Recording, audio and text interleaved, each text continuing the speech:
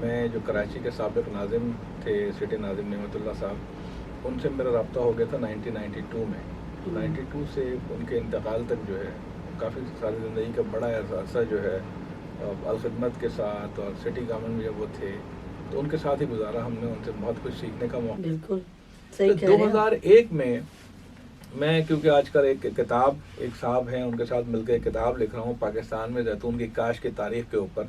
تو ایسے ایسے انکشافات ہوئے ہیں کہ شدید ڈپریشن ہوتی ہے کہ بھائی اگر آپ جو ہے 75 سالوں میں اولف پہ پراپر طریقے سے کام ہو جاتا تو آپ اس وقت جو ہے نا پاکستان جو ایڈیبل آئل ہے جو ہم $4.5 ارب کا ہر سال کھانے کا تیل امپورٹ کرتے ہیں شاید ایسا نہ ہوتا.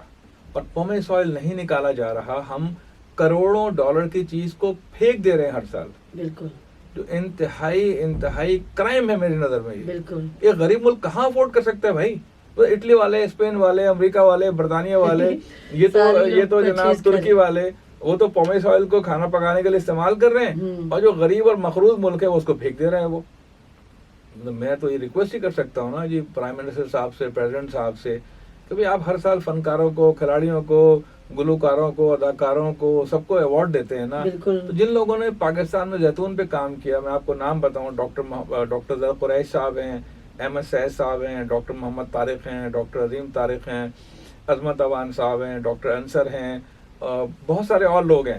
ان سب لوگوں نے غیر معمولی کام کیا پاکستان میں اور اس وقت پاکستان میں بہت بڑے پیمانے پہ آلو کلٹیویٹ ہو رہا ہے. ٹھیک ہے، ان کو تو آج تک ایوارڈ نہیں دیا ان لوگوں نے. دینا چاہیے ان کو. تو ہم احسان فراموشی کے رویے کو تو ختم کریں نا.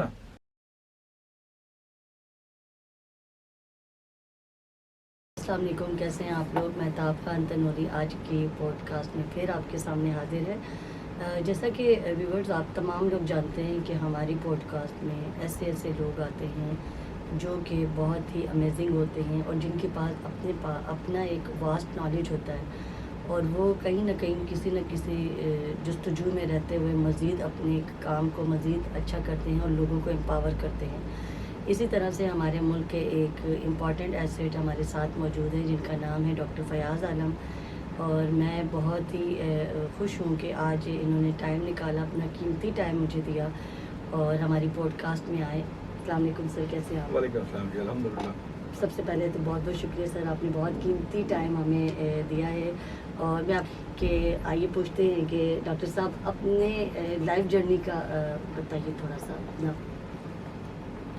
بہت سمپل سی لائف جرنی ہے جی اب تک کی. اور میرا پورا نام ڈاکٹر فیاض عالم صدیقی ہے اور میں یہاں ابھی کراچی میں گلشن اقبال میں رہتا ہوں، لیکن میری پوری زندگی جو ہے فیڈرل ایریا میں گزری ہے. اور میں نے گورنمنٹ مسلم بوائز سیکنڈری اسکول دستگیر سے میٹرک کیا تھا، پھر گورنمنٹ نیشنل اسکول سے گورنمنٹ نیشنل کالج سے انٹر کیا تھا، سندھ میڈیکل کالج سے 91 میں MBBS کیا اور اس کے بعد پھر جو ہے وہ کچھ ایڈمنسٹریشن کی جابس کی، سوشل ورک میں لگ گیا. میں جو کراچی کے سابق ناظم تھے سٹی ناظم نعمت اللہ صاحب، ان سے میرا رابطہ ہو گیا تھا 1992 میں. 92 سے ان کے انتقال تک جو ہے کافی ساری زندگی کا بڑا عرصہ جو ہے الخدمت کے ساتھ اور سٹی گورنمنٹ میں جب وہ تھے تو ان کے ساتھ ہی گزارا. ہم نے ان سے بہت کچھ سیکھنے کا موقع ملا. بہت شفیق انسان تھے اور ان کے ساتھ جو بھی لوگ اٹیچ ہوئے ان کو انہوں نے بہت سکھایا. وہ ایک بڑے درخت کے مانند تھے جو ظاہر ہے کہ ان کے نیچے پھر آدمی سیکھتا ہے کافی کچھ. تو الحمدللہ سوشل ورک میرا ایک سمجھ لیں کہ اسپیشلٹی ہے. تو میں نے اپنی زندگی کا بڑا حصہ جو ہے سوشل ورک میں لگایا. اور میری وائف بھی ڈاکٹر ہیں، گائنیکالوجسٹ ہیں. میرے 3 بچے ہیں. بڑا بیٹا جو ہے انجینئر ہے NLD یونیورسٹی سے، اس نے آج کل تو ماسٹرز کر رہا ہے انوائرمنٹ میں. بیٹی ہے وہ سندھ میڈیکل کالج سے، اس نے آج کل فائنل ایئر کے ایگزام دے رہی ہے. اور چھوٹا بیٹا ہے وہ BBA کر رہا ہے، وہ ترکی میں ہوتا ہے، استنبول میں ہوتا ہے وہ. باقی دعا فاؤنڈیشن جو ہے وہ ایک چھوٹی سی NGO ہے جو ہمارے دوستوں نے بنائی تھی 2014 میں. 2015 میں مجھے انہوں نے انوائٹ کیا اور اپنے ساتھ شامل کر لیا. تو اس وقت سے دعا فاؤنڈیشن کا میں جنرل سیکریٹری ہوں. چیئرمین تو نہیں ہوں، چیئرمین ہمارے دوست ہیں عامر، نام ہے ان کا عامر خان. اور یہ چھوٹی سی آرگنائزیشن ہے لیکن اس کا امپیکٹ بہت ہے، کیونکہ دعا فاؤنڈیشن کی جو ایک خاص بات ہے وہ یہ ہے کہ اکلوتی NGO ہے پاکستان کی جو ایگریکلچر سیکٹر میں کام کر رہی ہے. تو یہ چھوٹا سا تعارف ہے. سر میں نے دیکھا کہ جو دعا فاؤنڈیشن کی میں نے پیج بھی دیکھا، آپ لوگوں کا کام بھی دیکھا کہ واٹر پہ آپ لوگ کام کر رہے ہیں ماشاءاللہ سے، کئی پروجیکٹس آپ کے مٹی کا بھی اس میں ذکر ہوا ہوا ہے. تو یہ ماشاءاللہ سے واقعی یو آر ایبسلیوٹلی رائٹ کہ اتنا یونیک آپ لوگوں نے کیا. تو یہ خود سے آپ لوگوں کی جو جتنے آپ کے فرینڈس مل کر جو یہ فاؤنڈیشن آپ نے کہا این جی او چھوٹی تو نہیں ہے لیکن میرے حساب سے جو کام کر رہی ہے وہ بہت بڑا کام کر رہی ہے. تو آپ یہ بتائیں کہ یہ جو آپ نے ایگریکلچر کے بارے میں ذکر کیا اور کوئی این جی او اس طرح سے نہیں کر رہی، تو اسی کے بارے میں آپ لوگوں نے سوچا تو کوئی ایک کس کے مائنڈ میں یہ خیال آیا تھا کہ یہ کرنا ہے، اور ابھی تک کتنے لوگوں کو جگہوں پہ آپ جا کے یہ سارے کام کر چکے ہیں؟ دیکھیے بنیادی بات یہ ہے کہ تھر پارکر میں نا میں پہلی دفعہ گیا تھا 1998 میں. نعمت اللہ صاحب لے کر گئے تھے کیونکہ میں ان کے ساتھ کام کرتا تھا ظاہر ہے. تو مجھے انہوں نے کہا کہ تھر پارکر چلنا ہے. تو میں جب تھر پارکر گیا اور وہاں ہم نے پھر اس کے بعد کافی سارے کام کیے. 2000 میں 99 میں ہم نے وہاں اسکول کھولے. میں اس زمانے میں ایک ادارے سے وابستہ تھا، اس کا نام ہے گرین کریسنٹ ٹرسٹ. ہمارے دوست ہیں زاہد سعید صاحب. جی سر. اس ادارے کا میں ایڈمنسٹریٹر تھا اس زمانے میں. ان کی ایک سینٹرل کمیٹی تھی، اس کا ممبر تھا. تو وہاں میں نے پھر جب ہم لوگ گئے تھر پارکر، اس زمانے میں بہت برے حالات تھے، سڑکیں نہیں تھیں پکی اور بہت ہی یعنی اب سے کافی فرق تھا. تو ہم نے پھر نعمت اللہ صاحب کو تجویز دی کہ یہاں اسکول کھولتے ہیں. تو انہوں نے کہا بھائی ٹھیک ہے، گرین کریسنٹ میں آپ ہیں تو آپ چلیں کھولیں اسکول یہاں پر. تو 98 میں 99 میں ہم نے مٹھی میں اور سن 2000 میں جو ہے نا اسلام کوٹ میں 2 اسکول کھولے. تو اس کے بعد مختلف کام کیے، راشن بانٹا، میڈیکل کیمپ کیے، آئی کیمپ کیے، کافی سارے کام چلتے رہے. 2014 میں جو ہے وہ ڈراؤٹ سچویشن پیدا ہوئی. اصل میں دیکھیں تھر پارکر جو ہے وہ ٹوٹل بارانی زمین ہے نا جی، وہاں بارش ہوتی ہے جی. تو بارش کے بعد پھر ظاہر ہے کافی ساری گھاس اگاتی ہے اور لوگ جو ہے وہ گوار کی اور باجرے کی فصل لگا لیتے ہیں. اور بارش نہ ہو تو ظاہر ہے کہ مشکل ہوتی ہے وہاں پر. اگر فرض کریں 2-3 سال تک بارش نہ ہو تو قحط جیسی سچویشن پیدا ہو جاتی ہے. 2014 میں ایسا ہی ہوا اور اس میں ساتھ ساتھ یہ ہوا کہ میڈیا میں خبریں آنا شروع ہوئیں کہ بچے مر رہے ہیں جی. تو ظاہر ہے ہر آدمی کے لیے، دنیا بھر کے لوگوں کے لیے یہ بہت عجیب سی بات تھی کہ وہ بچے مر رہے ہیں، اتنا برا حال ہے وہاں پر. تو ہمیں بھی ظاہر ہے جانے کا، کیونکہ میرے وہاں دوست تو تھے نا جو اسکول میں پڑھا رہے تھے اور بھی کافی سارے میڈیا کے کچھ دوست تھے. تو ہم لوگ خیر وہاں گئے تو میں نے کہا یار یہ اتنے سالوں کے بعد بھی اب آئے ہیں ہم، تب بھی صورتحال ویسی کی ویسی. سڑک تو بن گئی، سڑکیں وڑکیں تو بنائی سندھ گورنمنٹ نے، لیکن جو ان کی غربت ہے ویسی کی ویسی جناب صورتحال. پھر یہ کہ وہاں جو ہاسپٹل ہے گورنمنٹ کا ہاسپٹل، وہاں جانے کا موقع ملا. ایک ڈاکٹر تھے، ان کا نام تھا ڈاکٹر جلیل بھرگڑی صاحب. وہ اس زمانے میں ڈسٹرکٹ ہیلتھ آفیسر بھی تھے اور مٹھی کے ہاسپٹل کے ایم ایس بھی تھے. تو ان سے ملاقات ہوئی، بڑے اچھے آدمی تھے. ان کا انتقال ہو گیا، ان کو لیور کا کینسر ہو گیا تھا بعد میں. تو میں نے کہا سر یہ خبریں آ رہی ہیں روزانہ بچے مر رہے ہیں، یہ کیا مسئلہ ہے یہ؟ تو انہوں نے خیر اپنا نیونیٹل کیئر یونٹ دکھایا.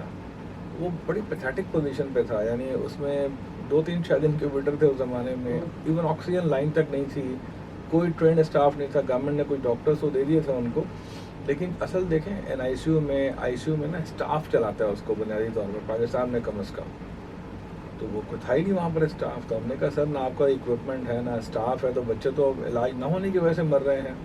جب بچے آتے بھی وہاں پر اصل میں دیکھیں وہاں نا 80% ڈلیوریز گھروں پہ ہوتی ہیں. اب ایک بچہ پیدا ہو گیا ایک جھونپڑی میں، کسی دائی نے، وہ ٹرینڈ ہے انٹرینڈ ہے اللہ بہتر جانتا ہے، اس نے ایک بچہ پیدا کرا دیا. اب بچہ پیدا ہونے کے فوراً بعد اس کو کیسے مینیج کرنا ہوتا ہے اکثر لوگوں کو پتہ نہیں ہوتا ان دائیوں کو. تو بچے کو آکسیجن نہیں پہنچ پاتی ہے، بعض اوقات انفیکشن ہو جاتا ہے. اب اس کو پھر وہ لے کے ہاسپٹل آتے ہیں. ہاسپٹل میں تو این آئی سی یو تھا ہی نہیں. انفیکٹ ایک نام لگا ہوا تھا این آئی سی یو، لیکن وہ in fact N I C U نہیں تھا. تو ہم نے پھر ان کو کہا کہ اچھا جی ہم کرتے ہیں. میں پھر کراچی آیا. اس زمانے میں شاید یوٹیوب پہ پابندی تھی، تو ڈیلی موشن کا ایک میرا اکاؤنٹ بنایا تھا میں نے. تو میں نے کچھ ویڈیوز بنائی کہ یہ تھر پارکر میں بچے کیوں مر رہے ہیں، کیا وجہ ہے. تو ان ویڈیوز کو دیکھ کر لوگوں نے مجھے فیس بک پہ اپروچ کیا کہ بھئی ہم کچھ چاہتے ہیں کنٹریبیوٹ کرنا. پھر میری اپنی فیملی کے لوگ تھے، کچھ دوست تھے، ان سب نے کچھ کنٹریبیوشن کیا اور ہم نے کوئی 50-60 لاکھ روپے جمع کر لیے اس طرح سے. وہ ہم نے پھر اکوپمنٹ خریدے، انکیوبیٹرز خریدے اور بہت سارا اکوپمنٹ جیسا کہ ہمارے اپنے اسپتالوں میں ہوتا ہے این آئی سی یو. تو ہم نے کئی سارے انکیوبیٹر خریدے، وارمر خریدے، کافی ساری چیزیں خریدیں، آکسیجن کی لائن لگوائی. آپ سوچیے ذرا، کسی کو شاید یقین بھی نہیں آئے گا نہیں، کہ میں وہی سرپرائز ہو رہی ہوں کہ آپ جو بتا رہے ہیں. مٹی کے گورنمنٹ ہاسپٹل کے NICU میں جو آکسیجن لائن لگوائی وہ ہم نے لگوائی. ماشاءاللہ. میرے پاس اس کی ویڈیوز ہیں، تصویریں ہیں. ڈاکٹر صاحب جو مرحوم عبدالجلیل بلگڑی صاحب تھے، ان کی اپنی ویڈیو ہے جس میں وہ کہہ رہے ہیں کہ ہاں جی انہوں نے کیا ہے کام. اس کے آن ٹاپ یہ ہوا کہ اسٹاف تو تھا نہیں، تو ہمارے ہاسپٹل میں ایک لڑکا تھا، اس کا نام ہے رحمان اللہ خان. ہے تو وہ سوات کا رہنے والا، لیکن ہمارے پاس کراچی میں کام کرتا ہے وہ. اس کو ہم نے کہا چلیں یار آپ کچھ دنوں کے لیے یہاں چلیں اور ان کو سکھائیں، کچھ دن کام کریں، ہم آپ کو کوئی ارینجمنٹ کر دیتے ہیں کسی گیسٹ ہاؤس میں یا کوئی مکان کرائے کا لے کر. میرے ذہن میں یہ تھا کہ 3-4 مہینے لگیں گے، وہ NICU سیٹ ہو جائے گا، وہ لوگوں کو ٹرین کر دے گا. وہاں ڈاکٹر سے بڑے اچھے ڈاکٹرز تھے جو سندھ گورنمنٹ نے اپوائنٹ کیے تھے، تو مل جل کر ایک ٹیم کی شکل میں کام شروع ہو جائے گا. آج یہ بات ہے فروری 2015 کی، ٹھیک ہے.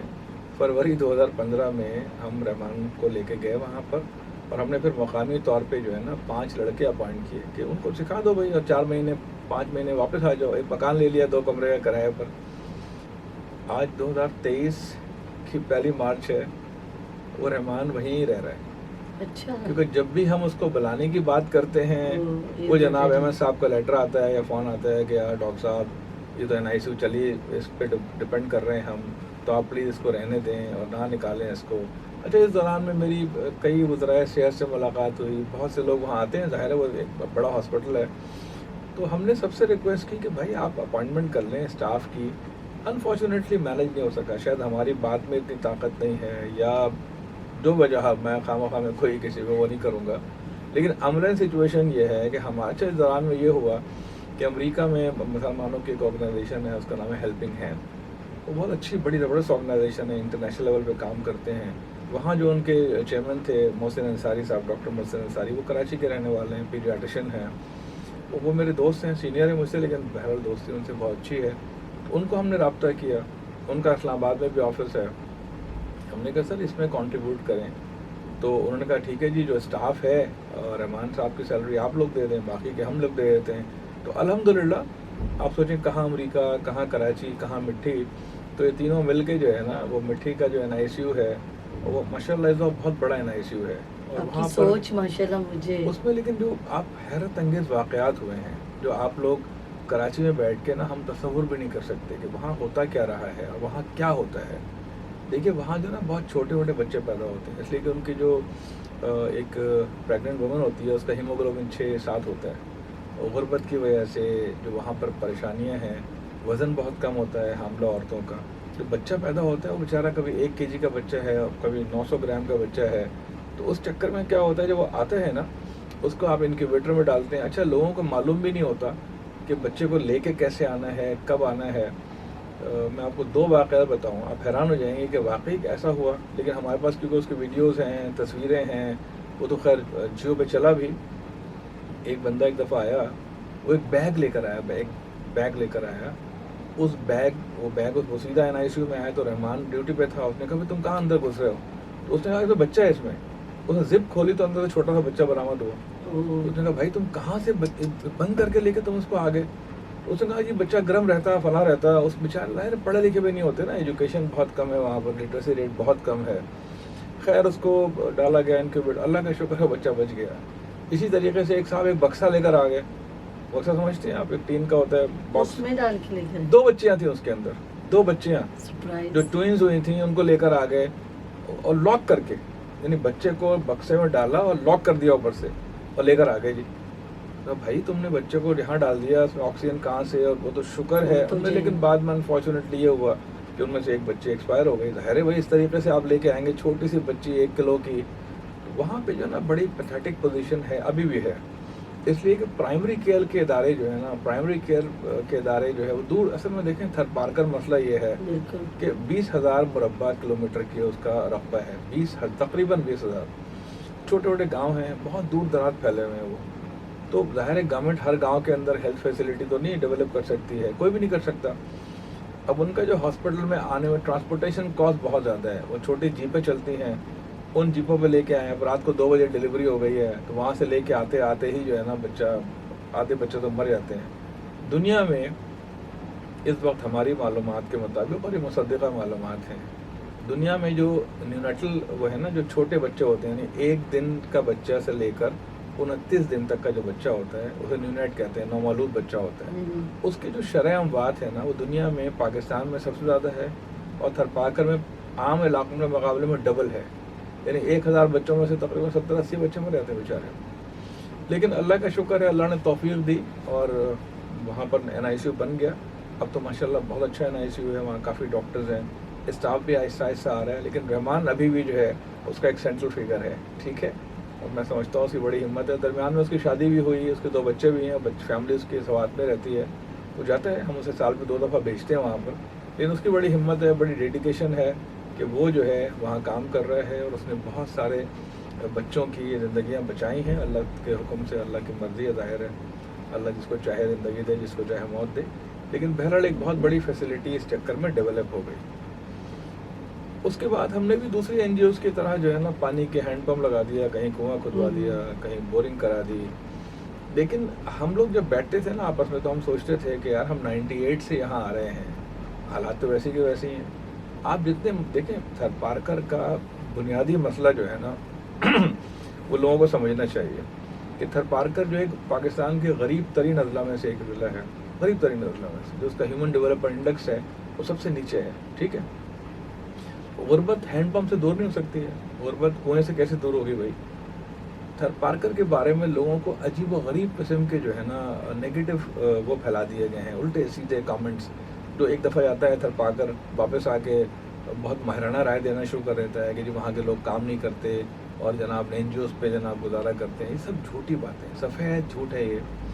थरपारकर के लोग बहुत मोहब्बत करने वाले, बड़े मेहनती, बहुत मुखलिस लोग हैं। वहाँ कोई क्राइम नहीं होता, लेकिन जाहिर है कि वहाँ कोई जॉब्स नहीं है, ठीक है। जो उनकी जो मईशत है उसका इन्हिसार है कैटल के ऊपर, मवेशियों के ऊपर, और दूसरा उनका इन्हिसार है बारिश के पानी के ऊपर, कि बारिश होगी तो जी कुछ फसलें लगा लेंगे वो। आप यकीन कीजिए कि थरपारकर के हर घर से एक आदमी कराची, हैदराबाद या किसी और शहर में नौकरी कर रहा होता है। कहीं कुक है, कहीं ड्राइवर है, कहीं मजदूर है, कहीं कुछ है। हर घर से एक आदमी कराची में जॉब कर रहे हो। जो लोग ये बातें फैलाते हैं कि जी मेहनत नहीं करते, ये सब सफ़ेद झूठ है। इंतहाई मेहनत कश लोग हैं वो, बहुत मुखलिस लोग हैं, क्रिमिनल नहीं है बिल्कुल। वहाँ कोई चोरी वोरी का कोई चक्कर नहीं है, बड़ी मोहब्बत करने वाले लोग हैं। लेकिन वो बेचारे करें तो क्या करें। ज़ाहिर है कि जी बारिश होगी तो फसल लगाएंगे, मजदूरी करेंगे, अपने मवेशी पालेंगे। इस सारी सूरत हाल पे गौर करने के बाद हमारे जहन में ख्याल आया, अल्लाह ताला ने ज़ाहिर है ख्याल तो अल्लाह ही डालता है ना जी आपके दिल में, और आपको तौफीक देता है काम करने की। तो हमारे जहन में ये ख्याल आया है कि यार इतना बड़ा सहरा है, और इंडिया साइड पर जो है वो काफ़ी डेवलप हो चुका है एग्रीकल्चर, तो हम क्यों नहीं ऐसा कोई काम करें। फिर एक मकामी एक दोस्त से हमारे, उन्होंने कहा कि जी बाज़ इलाक़ों में ना यहाँ पे लोग बोरिंग करवा के भी एग्रीकल्चर कर रहे हैं। मैं कहा चलें, अच्छा है। यहाँ पर जो आप जाते हैं ना थरपाकर में, इस साइड से आप कभी गए हैं थरपाकर? जी सर, अच्छा। मिट्टी गए हम लोग। जब आप यहाँ से ऑफिस जाते है। हैं, जो आप जाते हैं ना यहाँ से अपना ठट्टा से, ठट्टा क्रॉस किया अपना सजावल, बदीन क्रॉस करके जो पहली तहसील आती है दैट इज़ कलोई, नाम से कलोई। उस कलोई में हमें एक साहब से मिलवाया जो जंगली कीकर समझते हैं आप, ये जो कराची में भी काफ़ी होता है, बड़े बड़े कांटे होते हैं, उसे देवी कहते हैं वो लोग। देवी सिंध के अंदर ना उसको दरख्त को देवी कहते हैं, झाड़ियाँ होती हैं। उस देवी की लकड़ियाँ काट के वो बेचते थे। वहाँ पर जो है ना बड़े बड़े ईंटों के भट्टे हैं, उन ईंटों के भट्टों में जो आग जलती है वो देवी की लकड़ियों से जलती है। तो उससे हम उनसे मिले, उन्होंने कहा कि जी मुझे 300 रुपये की मैं बेच लेता हूँ लकड़ियाँ ये। तो 9,000 रुपये हो गए समझ लो महीने के। अब उनकी अच्छी खासी बड़ी सी फैमिली थी, तो बहुत मुश्किल से गुजारा करते थे। बच्चे स्कूल नहीं आते थे, मकान कच्चा सा था और काफ़ी परेशानी में रहा करते थे। उनको हमने कहा कि भाई आपको अगर हम ट्यूबवेल लगा दें, ज़मीन थी, देखो ज़मीन हर आदमी की है वहाँ पर, कुछ ना कुछ ज़मीन जो है ना आबाई ज़मीनें हर एक की होती हैं। तो उन्होंने कहा कि हाँ जी मैं कर लूँगा काम। तो हमने कहा भाई, पहले तो खैर उसने कहा कि जी ज़मीन के पानी से फसल कैसे होगी। हमने कहा कोशिश करते हैं, अल्लाह करे हो जाए। तो उसने कहा यहाँ तो नहीं होती, यहाँ तो बारिश के पानी से होती है, ज़मीन का पानी कड़वा होगा, कैसा होगा, कौन सी फसल लगेगी। मैं कहा भाई ये तो बात की बात है ना, पहले आप हामी भरिए कि हाँ जी आप काम करेंगे। उसने कहा हाँ जी मैं कर लूँगा काम। हमने वहाँ उनको बोरिंग करा दी। अमेरिका में एक साहब थे, एक फेसबुक के ज़रिए, देखें सोशल मीडिया का बड़ा इम्पैक्ट है। बिल्कुल। एक खातून ने मुझसे रब्ता किया फेसबुक पे कि जी आप थरपाक कर जाते हैं, काम कर रहे हैं, तो हम भी कुछ कंट्रीब्यूट करना चाहते हैं। हमने कहा भाई हम एक नया काम शुरू कर। उसने कहा नहीं कोई बात नहीं। अच्छा उनसे मेरी कभी मुलाकात नहीं हुई थी, ठीक है ना वो मुझे जानती थी ना मैं उनको जानता था, बस फेसबुक पे रब्ता हुआ था। उन्होंने कुछ पैसे भेज दिए, हमने जनाब उनकी फैमिली में से किसी के नाम पर वो प्रोजेक्ट लगा दिया। आप यकीन कीजिए कि हमने उनसे कहा कि सरसों लगाओ भाई, कुछ थोड़ा बहुत पढ़ लिया था। देखो अब टेक्नोलॉजी का फ़ायदा ये हो गया है कि मेरे ऐसा आदमी जिसको अलिफ का बे पता नहीं था एग्रीकल्चर का, वो गूगल देख कर और मुख्तलिफ वेबसाइट यूट्यूब वीडियोस देख कर ये करके फिर लोगों से मिलकर बातचीत करके ना कुछ सीखे थे हम कि भाई इस पानी पे जो ज़मीन से निकाला है हमने क्या हो सकता है। तो हमने सरसों लगाई पहली दफ़ा। सरसों जब उसने बेची है तो उसको 2 लाख रुपए मिल गए। 2 लाख रुपए उसने तो ज़िंदगी में देखे नहीं थे 2 लाख रुपए कभी। वो हैरान तो वो तो परेशान हो गया, इतने सारे पैसे मिल गए। हमारे लिए बड़ी खुशी की और बहुत ज़्यादा खुशी की बात थी। उसके बाद देखिए फिर ये हुआ कि जैसे चलो चलाक से चलाक चलता है, फिर एक प्रोजेक्ट हुआ, फिर दूसरा हुआ, फिर तीसरा हुआ। तो वहाँ पर फिर हमने 2 एग्रो फार्म के नाम से ये प्रोजेक्ट किए, जो अब जाकर कोई 58 प्रोजेक्ट्स हो चुके हैं। थरपाकर के तकरीबन तमाम तहसीलों में हैं ये प्रोजेक्ट्स, और जिसके पास 8 एकड़ 10 एकड़ ज़मीन होती है उसको हम ये लगा के देते हैं ट्यूबवेल, और वो उसकी मिल्कियत होता है, ठीक है ना। हम उसमें से ना उससे हम बतौर कर्ज भी नहीं देते, ये ना उससे हम पैसे वापस लेते हैं, क्योंकि ये मुश्किल होता है। हमारी छोटी सी एनजीओ है, हम जो है ना ये काम नहीं कर सकते कि किसी को कर्जा दें उससे वो रिकवरी करें, मुमकिन नहीं है हमारे लिए। हम तो प्रोजेक्ट लगा के दे देते हैं। जो टर्न आया इस प्रोजेक्ट में, इसके बाद तो हमने गंदम और सरसों और कपास और जो भी आप समझ, बहुत सारी सब्जियां उसका फायदा और भी बेशुमार फायदा हुआ लोगों को। जाहिर है भाई वो तो उनकी मैशत तो बहुत बढ़ गई ना। और तो वो कितनी दुआएं निकली होंगी जो ये अल्हम्दुलिल्लाह जी, दुआ फाउंडेशन दुआओं पे चल रही है। बिल्कुल सही कहा, नाम भी वो बहुत जो प्यारा फर्द है रखा ना, देखें वो जो फर्द था जिसको पहला प्रोजेक्ट लगाया, वो माशाल्लाह इस वक्त उसकी ज़मीन पे 10 लोग काम करते हैं। उसके पास 20-25 मवेशी हैं, और माशाल्लाह आप उसको जाके, उसका पक्का मकान है, उसके बच्चे तालीम हासिल कर रहे हैं, बहुत खुशहाल आदमी है वो इस वक्त। तो एक छोटे से प्रोजेक्ट से माशाल्लाह उसकी पूरी ज़िंदगी तब्दील हो गई है। 2018 में जो है वो इसी तरह के वीडियोस देख के जो है ना, राजस्थान में क्या हो रहा है और इसराइल में क्या हो रहा है और यूएई में क्या हो रहा है, क्योंकि डेजर्ट एरियाज है ना, तो हमें ख्याल आया कि जी फलों की तरफ लगाए हम थरपाकर में। तो हमने कुछ थोड़ी सी रिसर्च की। उमरकोट में एक सरकारी इदारा है, उसका नाम है arid zone research institute, arid zone agriculture research institute. ये पाकिस्तान फेडरल गवर्नमेंट का इदारा है, PARC, Pakistan agriculture research council का इदारा है वो। वहाँ हम चले गए, क्योंकि हम तो काफ़ी, हमें वो होता था कि यार कहीं से कोई अच्छी मालूमात मिल जाए। वहाँ गए, वहाँ हमें मिले डॉक्टर अताउल्लाह साहब, डॉक्टर अताउल्लाह खान। बहुत ही अच्छे आदमी हैं वो, पढ़े लिखे, PhD किया हुआ उन्होंने एग्रीकल्चर में।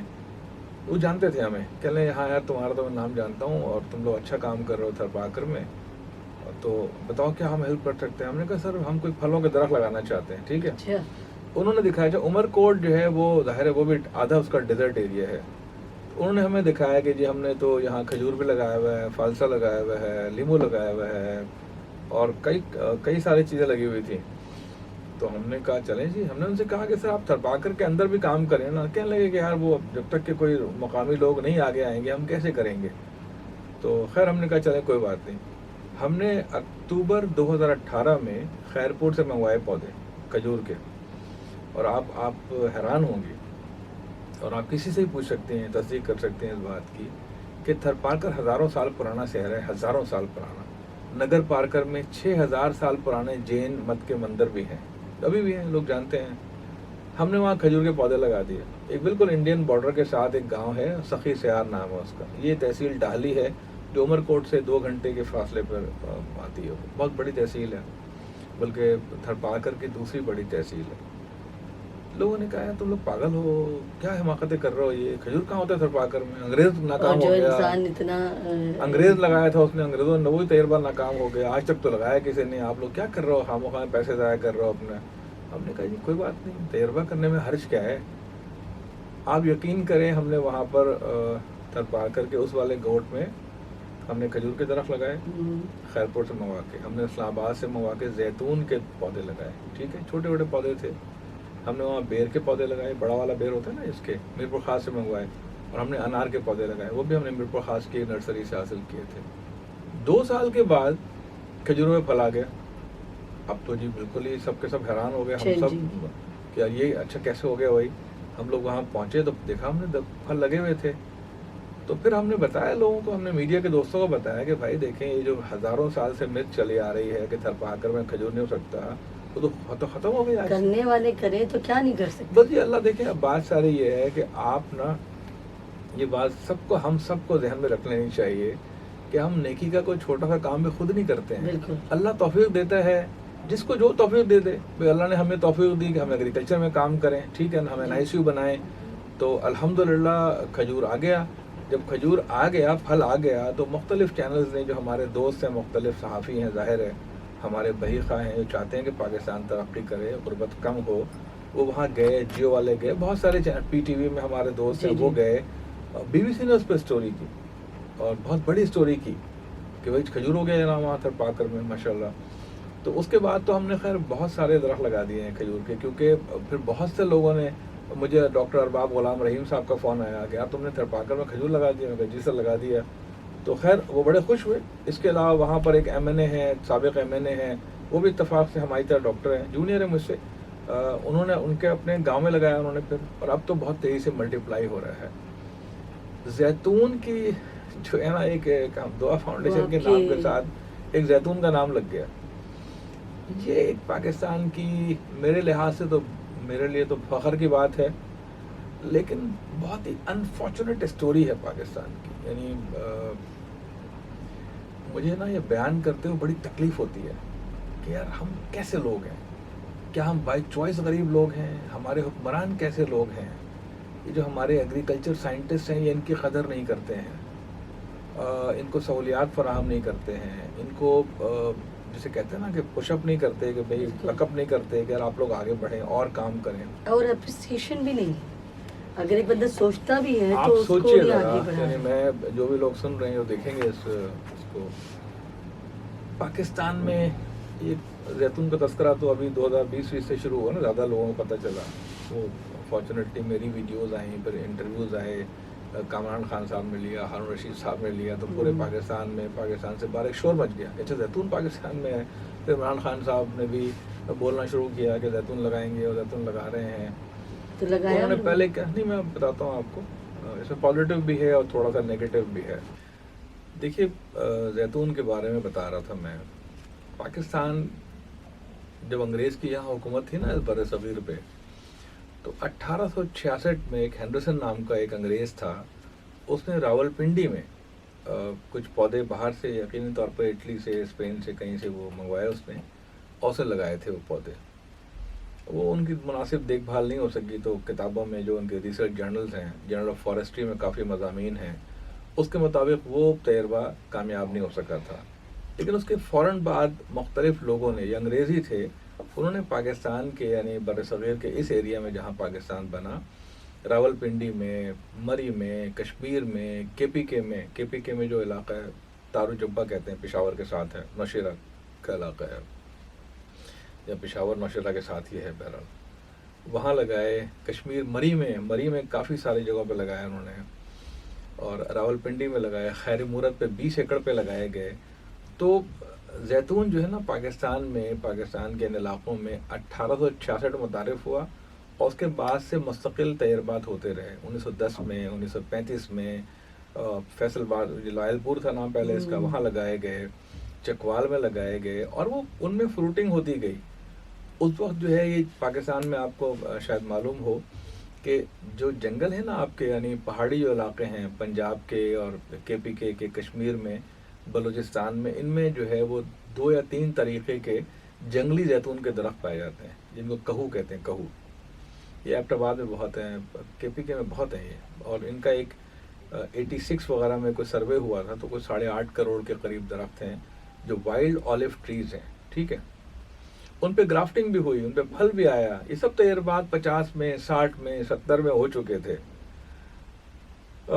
یہ جو سوات کے جو والی تھے انہوں نے اٹلی سے کوئی 800 یا 600 پودے منگوائے تھے, سوات میں لگائے تھے. پھر وہاں سے ایوب خان صاحب کو انہوں نے دیے, ان کے شاید رشتہ داری بھی تھی کوئی ایوب خان سے, تو وہاں سے پھر وہ پنڈی میں لگائے گئے, وہ بھی کامیاب ہو گئے, بلکہ آج بھی لگے ہوئے ہیں. پنڈی میں ایک ایگریکلچر یونیورسٹی ہے, وہاں پہ لگے ہوئے ہیں وہی پودے ہیں جو اس زمانے میں لگائے گئے تھے.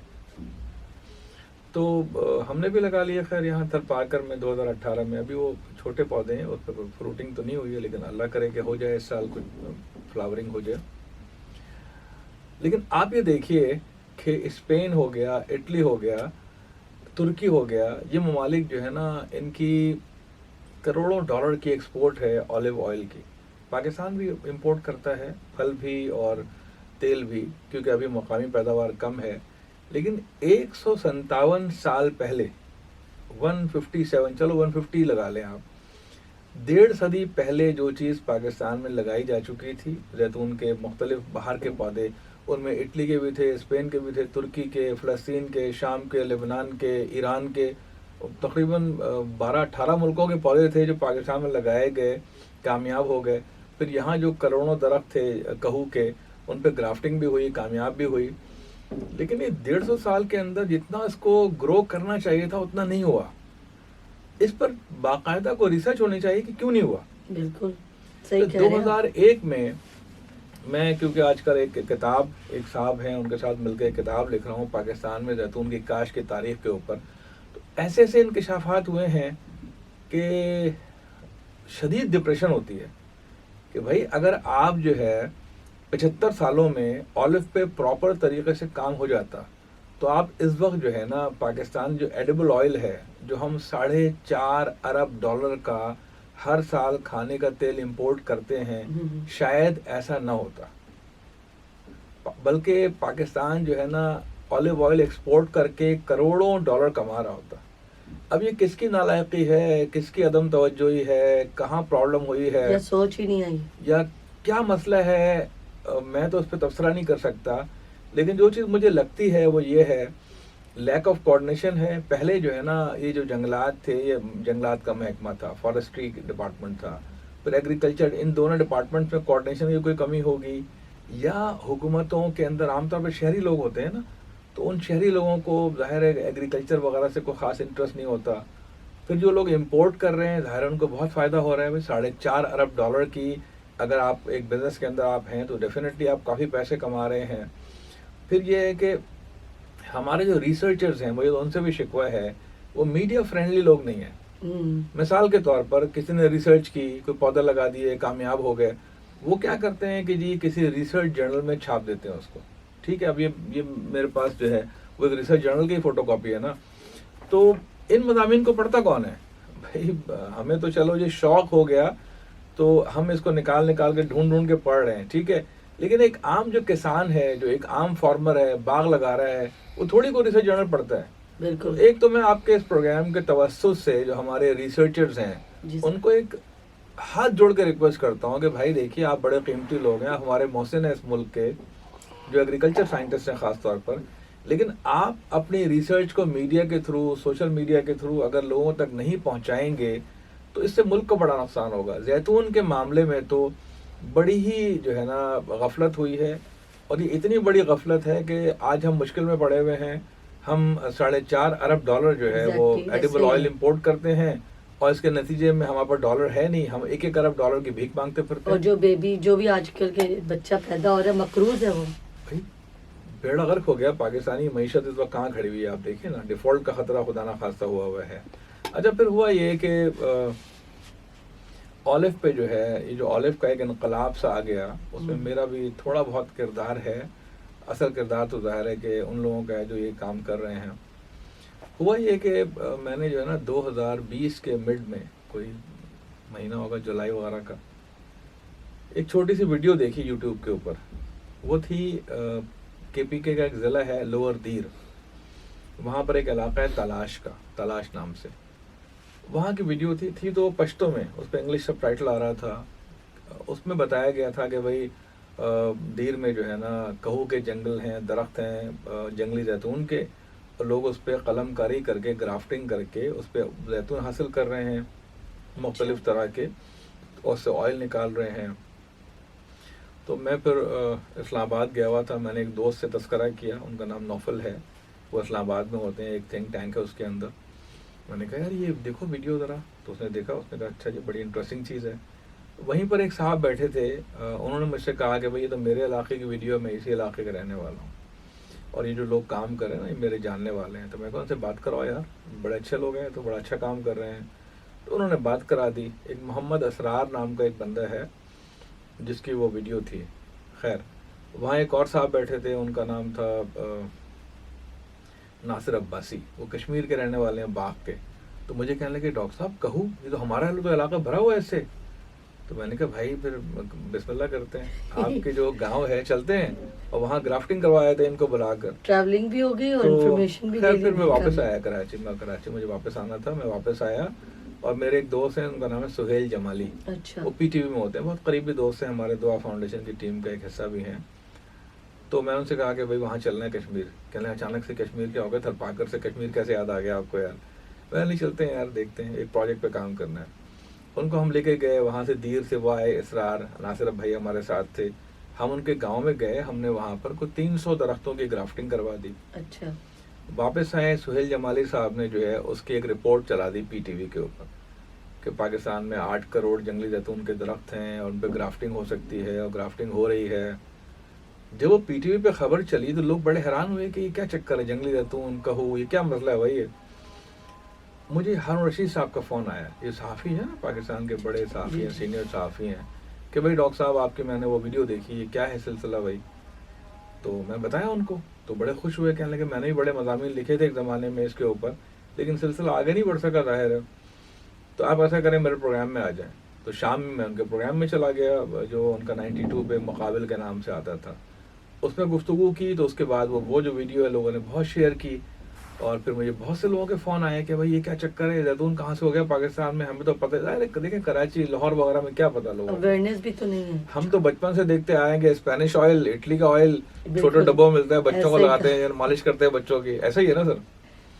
تو اس کے بعد پھر جو ہے نا پھر میں گیا لوور دیر، جس جگہ پہ یہ کام ہو رہا تھا، اور وہاں پر ہم نے پھر جو ہے نا 3000 درختوں کی گرافٹنگ کرائی. وہاں پر ہمارے جو سراج الحق صاحب ہیں وہ تشریف لائے، انہوں نے اس پروجیکٹ کا افتتاح کیا، اور انہوں نے کہا کہ جی میرے لیے بھی حیران کن بات ہے، یہ مجھے خود پتہ نہیں تھا اس بات کا. تو ہمیں بھی حیرت ہوئی تھوڑی سی کہ اس کا مطلب یہ ہے کہ جو ایگریکلچر میں کام ہو رہا ہے اس سے آپ کے منسٹرز وغیرہ کو بھی اویئرنیس نہیں دی جاتی ہے. اس پہ قصور دونوں طرف کا ہی ہوگا، یعنی جو ایگریکلچر سائنٹسٹ ہیں وہ بھی، اور جو ظاہر پولیٹیکل لوگ ہیں وہ بھی. لیکن خیر اس کے بعد یہ ہوا کہ میں نے وہاں ایک ویڈیو بنائی کہ جنگلی زیتون کی قلم کاری اور معاشی انقلاب آ سکتا ہے اس سے. تو وہ ویڈیو بہت وائرل ہوئی، بے پناہ وائرل ہوئی، بے پناہ لوگوں تک پہنچی. پھر مجھے جو ہے نا فون آیا، بلکہ اس کے بعد کامران خان صاحب کے پروگرام میں مجھے بلایا گیا. جب میں وہاں گیا تو اس کے بعد تو آپ سمجھ لیں کہ ایک فلڈ گیٹ کھل گیا. بے تحاشا لوگوں نے وہ ویڈیو جناب شیئر کرنا شروع کر دی، اور پی ٹی آئی کے پیجز پر اور مختلف پیجز پہ وہ ہر جگہ وہ ویڈیو تھی، وہ کامران خان صاحب کا انٹرویو. تو پاکستان میں ہر فرد کو پتہ لگ گیا کہ پاکستان میں زیتون بھی ہوتا ہے، جنگلی زیتون بھی کوئی چیز ہے. مجھے فون آیا ملک امین اسلم صاحب کا، جو انوائرمنٹ کے منسٹر تھے اور بلین ٹری سونامی کے انچارج تھے. میں آپ کو ایک انٹرسٹنگ بات بتاؤں، بلین ٹری سونامی میں آلف شامل نہیں تھا. جب بلین ٹری سونامی شروع ہوا ہے نا، 2017 کی ایک رپورٹ میں نے پڑھی، جو ایک آڈٹ رپورٹ تھی، بلین ٹری سونامی کا تھرڈ پارٹی آڈٹ ہوا. تو اس میں بتایا گیا تھا کہ 1% آلف تھا، یعنی آلف ٹری سے اونلی 1% اس کا کانسٹیٹیوٹ تھا اس کے اندر. تو بلین ٹری سونامی میں آلف شامل نہیں تھا، ظاہر 1% تو نیگلیجیبل اماؤنٹ ہے نا جی. 2020 کی بات ہے، یعنی 20 کے اینڈ پہ کی بات بتا رہا ہوں آپ کو میں. تو مجھے فون آیا ملک امین اسلم صاحب کا کہ بھائی میں فلاں بول رہا ہوں، اور تمہاری میں نے ویڈیو دیکھی ہے، اور بتاؤ یار میں تو اٹک کا رہنے والا ہوں، ہمارے پاس تو لوگ کہتے ہیں کہ گرافٹنگ کامیاب نہیں ہے. میں سر آپ جا کے دیکھ لیں. ٹھیک ہے جی. وہ خیر وہ گئے، وہ بہت اچھے آدمی، بڑے پڑھے لکھے، بہت سنسیئر آدمی ہے. وہاں لوور دیر میں گئے. جب وہ گئے انہوں نے اپنی آنکھوں سے دیکھا تو ظاہر ان کو یقین آ گیا. انہوں نے پھر ظاہر بتایا ہوگا خان صاحب کو اور دیگر لوگوں کو.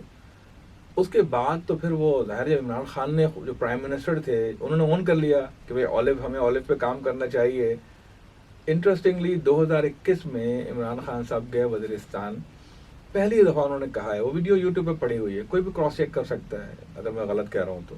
انہوں نے 2021 میں فرسٹ ٹائم بتایا کہ اب ہم جنگلی زیتون پہ کام کریں گے. اب آپ اس کو جوڑیں اس بات سے کہ 150 سال سے وہ کام ہو رہا تھا, ٹھیک ہے جی, اور ملک کے پرائم منسٹر کو جو درخت لگانے کے پروجیکٹ پہ کام کر رہا تھا, بلین ٹری سونامی چلا رہا تھا, اس کو 2021 میں بات پتہ چلی. تو یہ ایک بہت بڑا گیپ ہے, اور یہ گیپ کیونکہ معیشت سے وابستہ ہے اس لیے ناقابل معافی گیپ ہے یہ. اور یہ بات تو ممکن ایکسیپٹیبل نہیں ہے نا کہ آپ کروڑوں ڈالر کما سکتے ہیں اور آپ کو پتہ ہی نہیں ہے بات. اور آپ کو کیا, اور آپ کے گھر میں ان کو نہیں, پاکستان کے 100% لوگوں کو یہ بات معلوم نہیں تھی, بالکل, سوائے چند ایک سیاست جو ایگریکلچر کے لوگ ہیں. بھائی وہاں دیکھو کے پی کے میں تو ایم اے کی گورنمنٹ رہی, پیپلز پارٹی کی گورنمنٹ رہی, فوجیوں کی گورنمنٹ رہی, نون لیگ کی گورنمنٹ رہی, قاف لیگ کی, ہر پارٹی کی گورنمنٹ رہی ہے نا, اے این پی کی گورنمنٹ رہی, ٹھیک ہے. اگر ان کو پتہ ہوتا تو کام کر رہے ہوتے نا. اگر 2021 میں عمران خان کہہ رہے ہیں اب ہم جنگلی زیتون پہ کام کریں گے تو اس کا مطلب ہے کسی سیاسی جماعت کو, کسی سیاسی لیڈر کو یہ بات معلوم نہیں تھی. اللہ کا شکر ہے, الحمدللہ الحمدللہ, اللہ نے ہمیں توفیق دی کہ ہمارے ذریعے یہ بات پوری پاکستان کو پتہ چل گئی. اور اب گورنمنٹ آف پاکستان, PARC, سب لوگ اس پہ کام کر رہے ہیں. اولو کی یعنی کلٹیویشن پہ تو 2012 سے بڑا ایکٹیولی کام کر رہے تھے. انٹرسٹنگلی بات یہ ہے جو ہم اس میں اور انوالو ہوئے نا, لوگوں کو پتہ لگا کہ ہم اس پہ کام کر رہے ہیں, ایڈوکیسی کر رہے ہیں. 2020 کے اینڈ پر میری ملاقات پشاور میں ہوئی. ایک احمد سید نام کے ایک صاحب ہیں جو اس وقت چیف پلاننگ آفیسر ہیں, ٹھیک ہے, ایگریکلچر کے بہت بڑے سائنٹسٹ ہیں. ان سے ملاقات ہوئی. پھر اسلام آباد میں ایک ڈاکٹر زر قریش صاحب ہیں, ان سے ملاقات ہوئی. پھر ڈاکٹر عظمت اوان صاحب ہیں, ڈاکٹر طارق صاحب ہیں, بہت سارے لوگوں سے ملاقات ہوئی. تو پتہ ہے چلا کہ 2001 میں یہ لوگ افغانستان سے پودے لے کر آئے تھے, افغانستان سے, جلال آباد کے, کیونکہ جلال آباد کا پشاور کا انوائرمنٹ ایک جیسا ہے. اور 2001 میں انہوں نے ایک بہت بڑا پروجیکٹ لانچ کیا تھا اولو کے پودے لگانے کا اور اولو کی گرافٹنگ کا. لیکن حیرت انگیز طور پر جو ہے نا وہ بہت سلو اسپیڈ سے چلا اور اس پہ کوئی خاص انٹرسٹ نہیں لیا گیا. حالانکہ لاکھوں درختوں کی گرافٹنگ بھی کی گئی, ان پہ پھل بھی آ رہا ہے, لیکن جتنے بڑے پیمانے پہ اس کی تشہیر ہونی چاہیے تھی, جتنے بڑے پیمانے پہ اس کام ہونا چاہیے تھا, وہ اب جا کے شروع ہوا, وچ از ویری لیٹ. لیکن چلیں, دیر آئے درست آئے. اللہ کا شکر ہے کہ اس وقت پاکستان میں اولو پر بہت بڑے پیمانے پہ کام ہو رہا ہے, بہت بڑے پیمانے پر. بلوچستان کے تقریباً کو 18-20 اضلاع میں ایک اولو لگ سکتا ہے, وہاں جنگلی زیتون کے درخت بھی ہیں. اب ہم نے پھر ایک ای میل کیا اس زمانے کے فیڈرل سیکریٹری کو, میں نے کیا تھا اس وقت, کہ سندھ کو بھی شامل کیا جائے. تو سندھ کو بھی ماشاءاللہ شامل کر لیا گیا. اب سندھ میں بھی شروع ہو گئی ہے اس کی جو ہے. تو اور اگر ہمارے تھرپاکر میں اگر فروٹنگ ہو گئی تو آپ سمجھ لیں کہ ایک انقلاب منتظر ہے. اور جس طرح کھجور ہوا, اگر اولو بھی ہو گیا تھرپاکر میں, تو وہاں کی معیشت کو, کی ترقی کو روک نہیں سکتا انشاءاللہ. کیونکہ دیکھیں زیتون ایک ایسا درخت ہے کہ وہ خراب زمینوں پر, مارجنل لینڈز پر ہو جاتا ہے, پانی بہت کم چاہیے, ہزاروں سال اس کی عمر ہوتی ہے. بھائی میں نے لیبنان میں دیکھے ہیں اس کے پودے, انہوں نے کہا کہ 2000 سال پرانا درخت ہے یہ. تو انہوں نے کہا آپ کو کیسے پتا؟ انہوں نے کہا جی ہمارے یہاں ریکارڈ ہوتا ہے چیزوں کا, اور ہمارے صدیوں سے ہم جانتے ہیں کہ بھائی 2,000 سال پرانے درخت ہیں. تو انشاءاللہ پاکستان میں, اچھا میں آپ کے یعنی اس گفتگو کا فائدہ اٹھاتے ہوئے نا ایک غلط فہمی کا ذرا وہ کر دوں. پاکستان میں لوگوں کو ایک غلط فہمی, ایک مت پھیلا دی گئی ہے جو انتہائی نان سینس ہے. وہ یہ ہے کہ جی زیتون جو ہے نا کوکنگ آئل نہیں ہوتا. یہ ہے انتہائی فضول, بیس لیس بات ہے. اس کی کوئی سائنٹیفک توجہ نہیں ہے. بس خواہ مخواہ میں جناب کہ جی زیتون جو ہے نا اس کا اسموک پوائنٹ کم ہوتا ہے اور اس لیے اس کو کھانا پر نہیں پکا سکتے, اس میں کیمیکل چینجز, یہ انتہائی فضول بات ہے. اور جو امریکن اولیو آئل ایسوسی ایشن ہے اس سے ہم نے کورسپونڈنس کی ہے, اسپینش جو ایسوسی ایشن اسے کی ہے, اور اب تو جو ہمارے سائنٹسٹ ہیں جو اولو پہ کام کر رہے ہیں ان لوگوں نے بھی اٹلی والوں سے, دیگر لوگوں سے پوری ایک کورسپونڈنس کر لی ہے الحمدللہ, and everybody is satisfied. آپ پورے یقین سے یہ بات میں کہہ رہا ہوں اور پوری معلومات کی بنیاد پر اور تمام تر کورسپونڈنس کے بعد, جو باہر کے ماہرین سے رائے لینے کے بعد, کہ زیتون کے تیل میں دنیا بھر میں کھانا پکایا جاتا ہے، کھانا پکایا جا سکتا ہے، اس میں کوئی خرابی نہیں ہوتی. اس میں اینٹی آکسیڈنٹ بہت ہوتے ہیں، تو جب اس کو آپ پکاتے ہیں، کھانا اسے گرم کرتے ہیں، تو اس میں کوئی کیمیکل چینجز ایسی پیدا نہیں ہوتی جو نقصان دہ ہو. انسانی صحت کے لیے بہترین تیل ہے اور اس سے کھانا پکایا جا سکتا ہے. آپ بالکل صحیح کہہ رہے ہیں. ایک بات آپ سوچو کہ پاکستان جو ہے نا، میں جو کہتا ہوں نا ہم بائی چوائس غریب ہیں، تو لوگ کہتے ہیں کہ یار آپ کیا بات کر رہے ہیں. دیکھیے دنیا بھر میں ایک اور یعنی غلط فہمی کا ازالہ آج اسے وہ کر دوں، کلیئرفیکیشن کر دوں. آپ امریکہ جائیے، آپ انگلینڈ جائیے، آپ یہ جو اٹلی، اسپین وغیرہ یا سعودی عرب چلے جائیں، کہیں بھی چلے جائیں، بلکہ اپنے کراچی کے اندر جو ہے نا آپ لکی ون مال چلے جائیں، تو آپ کو آئل جو ہے نا آلیو آئل کی مختلف گریڈز کے آلیو ملیں گے. آلیو جو ہے نا بیسیکلی دیکھیں یہ فروٹ کا جوس ہوتا ہے. دنیا میں عام طور پہ جو ایڈیبل آئل ہے، جو کھانے کا تیل ہوتا ہے نا، جس طرح سرسوں ہے، کنولا ہے، سن فلاور ہے، سیفلاور ہے، بنولا ہے، یہ سب نکالے جاتے ہیں بیج سے. یہ سب تیل جو ہے نکلتے ہیں بیج سے نکلتے ہیں.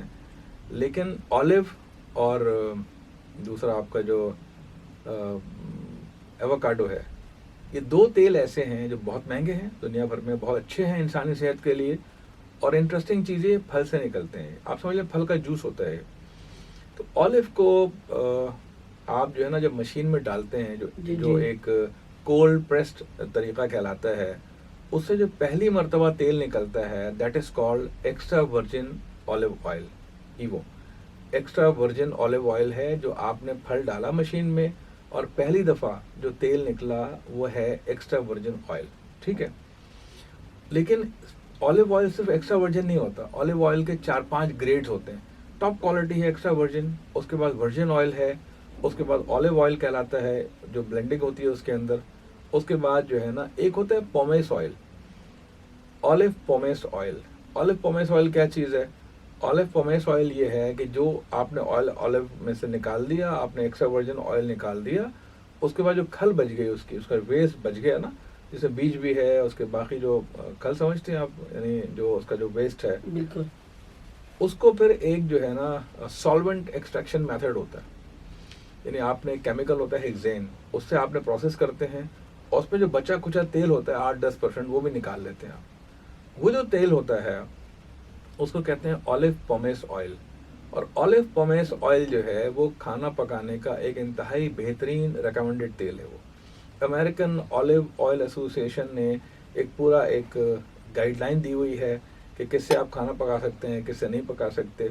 آلیو پومیس آئل کے بارے میں پاکستان میں پتہ نہیں کس قسم کی جاہلانہ باتیں پھیلا دی گئی ہیں کہ مالش کا تیل ہوتا ہے یا فلاں کا تیل ہوتا ہے. کوئی مالش کا تیل نہیں ہوتا بھائی. کھانا پکانے کا انتہائی بہترین تیل ہوتا ہے. میرے پاس اٹالین جو ایکسپرٹس ہیں ان کی کورسپونڈنس موجود ہے جس میں انہوں نے واضح طور پہ کہا ہے کہ پومیس آئل جو ہے وہ انسانی صحت کے لیے ایک بہتر آئل ہے، کھانا پکانے کے لیے بہترین تیل ہے. اب مسئلہ دیکھو، اس چھوٹی سی بات سے میں سمجھانا کیا چاہ رہا ہوں. پاکستان غریب ملک ہے، مقروض ملک ہے، معاشی طور پہ اس وقت برے حالات میں، سب کو پتہ ہے نا. آپ اپنی عیاشی دیکھیں کہ آپ آلیو سے جو ہے وہ صرف ایک بار تیل نکال کے باقی کو پھینک دے رہے ہیں. بالکل کیا نان سینس ہے یہ کہ بھائی جس سے آپ تیل نکال سکتے ہیں لاکھوں لیٹر، اس چیز کو آپ پھینک دے رہے ہیں اور اس تیل کو آپ استعمال نہیں کر رہے، اور آپ خود جو ہے وہ امپورٹ کر رہے ہیں، تیل پام آئل امپورٹ کر رہے ہیں. مطلب اس سے بڑی نان سینس کیا ہو سکتی ہے؟ تو میں تو آپ کے اس پروگرام کے تھرو ہمارے جو پرائم منسٹر ہیں شہباز شریف صاحب، اور مختلف جو ہمارے گورنرز اور چیف منسٹرز ہیں، اور ہمارے جو ایگریکلچر کے منسٹرز ہیں، فوڈ سیکیورٹی کے منسٹرز ہیں، اور ہمارے جو میڈیا کے لوگ ہیں، ان سے کہتا ہوں کہ خدا کے واسطے اس سنجیدہ موضوع پہ آپ لوگ کام کیجئے.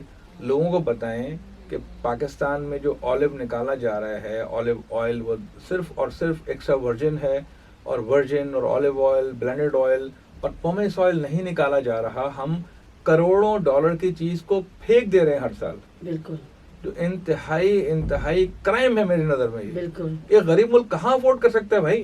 اٹلی والے، اسپین والے، امریکہ والے، برطانیہ والے، یہ تو جناب ترکی والے، وہ تو پومیس آئل کو کھانا پکانے کے لیے استعمال کر رہے ہیں، اور جو غریب اور مقروض ملک ہے وہ اس کو پھینک دے رہے ہیں. وہ تو اس طریقے سے، اس نان سینس طریقے سے جو ہے نا ہم آگے نہیں بڑھ سکتے. تو میری ریکویسٹ ہے ایک تو لوگ اپنی اس غلط فہمی سے نکلیں کہ بھئی آلیو آئل کھانا پکانے کا تیل نہیں ہوتا، اس کو بھول جائیں اس بات کو.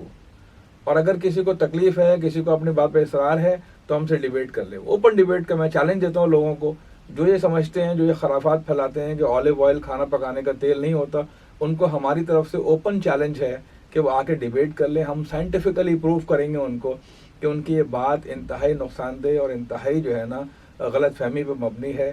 اور پومیس آئل کھانا پکانے کا تیل ہوتا ہے. دنیا کے تمام آلیو آئل آرگنائزیشنز یہ بات کہتی ہیں، ہمارے پاس ڈاکومنٹری ایویڈنسز ہیں. اور یہ ایسی باتیں نہ پھیلائیں، اس سے ملک کو نقصان ہو رہا ہے. ٹھیک ہے، یہ تو معاملہ ہے آپ کے آلیو آئل کا. لیکن ساتھ ساتھ جو ہے بہت ساری چیزیں ایسی پتہ چلی مجھے، اور میں نے کوشش کی ہے کہ اس کو میڈیا کے ذریعے، سوشل میڈیا کے ذریعے پھیلائی جائے، بات لوگوں تک پہنچایا جائے تاکہ پاکستان ایگریکلچر میں جو ہے نا ہائی ویلیو کراپس کی طرف جائے. اب مثال کے طور پہ دیکھیے ڈریگن فروٹ ہے، نام سنا آپ نے ڈریگن فروٹ کا؟ ایک پھل ہوتا ہے کیکٹس ٹائپ کا، ٹھیک ہے، اتنا بڑا پھل ہوتا ہے. ادھر آپ کے ناہی سپر اسٹور پہ 1400 روپے ملتا ہے ایک پھل. 1400 روپے کا ایک پھل ملتا ہے بھائی. وہ میرے گھر میں گملے میں فروٹنگ کر رہے ہو پچھلے 2 سال سے الحمدللہ. اور ہم نے کوشش کی ہے کہ اس ڈریگن فروٹ کی کلٹیویشن کو پھیلائیں. ہم سندھ ایگریکلچر یونیورسٹی ٹنڈو جام کے ساتھ مل کے کام کر رہے ہیں. ہم ایگریکلچر ریسرچ سینٹر ترناب پشاور کے ساتھ کام کر رہے ہیں، اور ہم نے ان کو پودے دیے ہیں الحمدللہ. میرا خیال یہ کہ اس سال جو ہے وہ یہاں پر اپنا سندھ یونیورسٹی میں جو فروٹنگ ہو جائے گی تو سندھ میں بھی جو ہے وہ ڈریگن فروٹ اچھا خاصا کلٹیویٹ ہونا شروع ہو جائے گا. جس کسان کے پاس چھوٹی زمین ہے، تھوڑی زمین ہے، اس کو چاہیے کہ ڈریگن فروٹ ٹرائی کرے. وہ آگے جا کے ایکسپورٹ ہوگا. انڈیا میں ہو رہا ہے، بنگلہ دیش میں ہو رہا ہے، اور ویتنام میں بہت ہوتا ہے. 1-8 ارب ڈالر کا ایکسپورٹ کرتے ہیں. وہ بڑا اچھا پھل ہے اور اس کو لگانا آسان ہے، مینٹین کرنا آسان ہے. اسی طریقے سے پاکستان میں جو مری کا علاقہ ہے، ہم سب جاتے رہتے ہیں، ظاہر ہے سبھی جاتے ہیں. مری میں 1955 میں ایووکاڈو کے درخت لگائے گئے تھے. امریکہ سے آئے تھے 3 ورائٹیز کے پودے، اور اب ماشاءاللہ 50-50 فٹ کے درخت لگے ہوئے ہیں. 50-50 فٹ کے درخت ہیں، ہر سال پھلوں سے بھرے ہوتے ہیں، لیکن لوگوں کو معلوم نہیں ہے. تو ظاہر ہے لوگوں کو پتہ ہونا چاہیے کہ ایووکاڈو لگ رہا ہے، پاکستان میں پیکان نٹ لگ رہا ہے، اور پاکستان میں ہیزل نٹ لگ رہا ہے. تو ان تمام چیزوں کو پروموٹ ہونا چاہیے. پہاڑی علاقوں میں جو لوگ رہتے ہیں ان کو چاہیے کہ وہ ایگریکلچر ریسرچ کے جو ادارے ہیں ان سے انٹریکٹ کریں.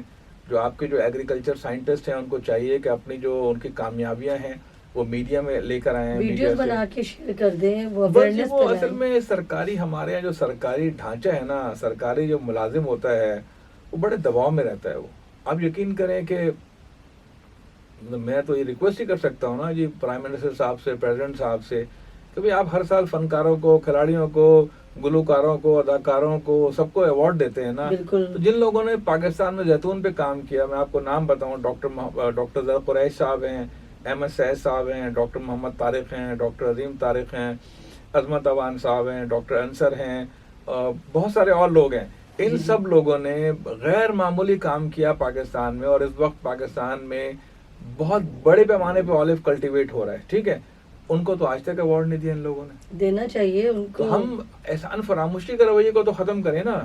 جو لوگ ایگریکلچر پہ کام کر رہے ہیں وہ ہماری نظر میں اہمیت نہیں رکھتے ہیں بھائی، ہماری حکومتوں کی نظر میں.